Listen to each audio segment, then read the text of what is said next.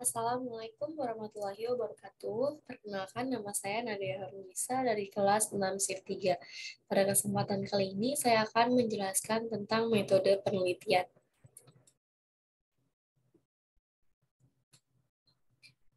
Pengertian metode penelitian, yaitu cara ilmiah untuk mendapatkan data dengan tujuan dan kegunaan tertentu. Cara ilmiah yaitu kegiatan penelitian itu didasarkan pada ciri-ciri keilmuan, yaitu rasional, empiris, dan sistematis. Rasional adalah penelitian dilakukan dengan cara yang masuk akal sehingga terjangkau oleh penalaran manusia. Yang kedua ada empiris, yaitu cara yang digunakan dapat diamati oleh panca indera sehingga orang lain dapat mengetahui cara yang digunakan tersebut. Yang terakhir ada sistematis, yaitu proses yang digunakan melalui langkah-langkah tertentu yang bersifat logis. Selanjutnya ada tujuan penelitian. Yang pertama ada penemuan, yaitu data yang diperoleh dari penelitian tersebut benar-benar baru yang sebelumnya belum pernah diakui. Yang kedua ada pembuktian, yaitu data yang diperoleh digunakan untuk pembuktian adanya keraguan-raguan terhadap informasi atau pengetahuan tertentu. Dan yang terakhir ada pengembangan, yaitu memperdalam dan memperluas pengetahuan yang telah ada.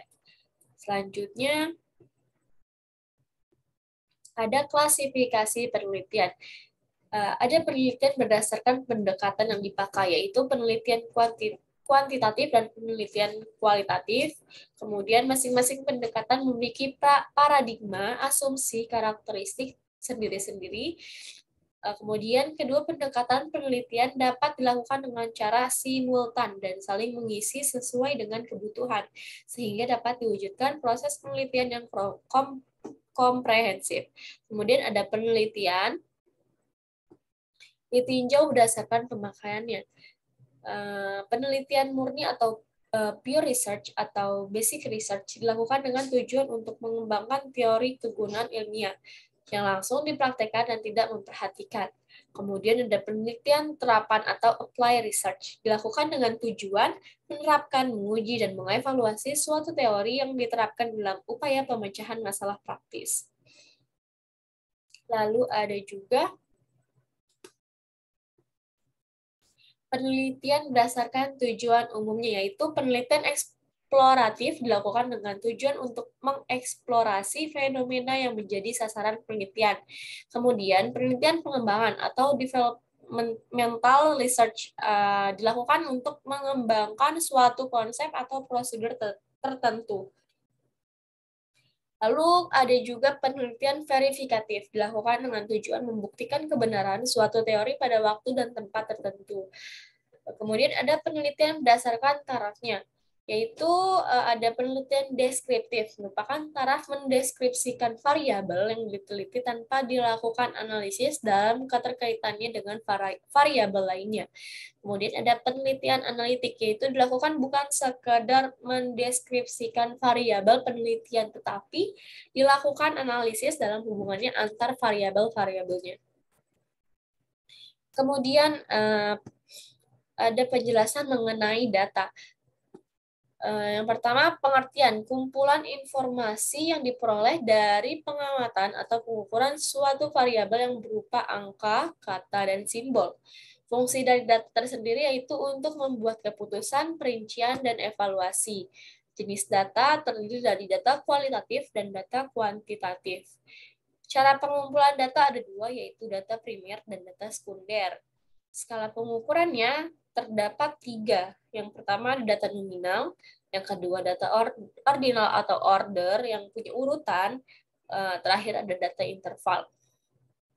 Sumber data terdiri dari wawancara atau angket, populasi, sampel atau purposive sampling, dan yang terakhir ada observasi.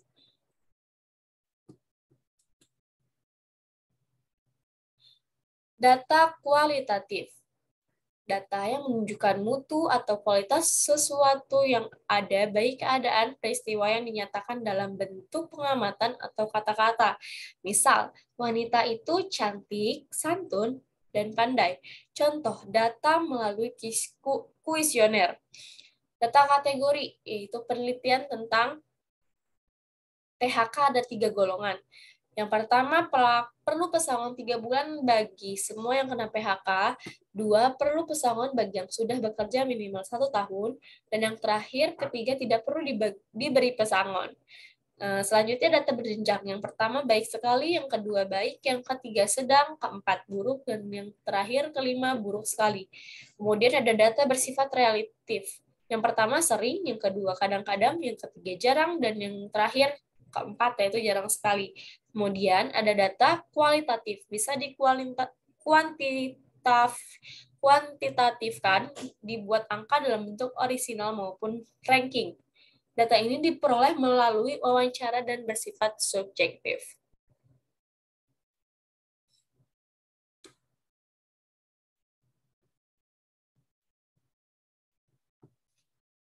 Lalu kemudian ada data kuantitatif, yaitu data yang berbentuk angka-angka. Misal, laba 3M, F sama dengan 0,2. Manajemen laba dari rumus.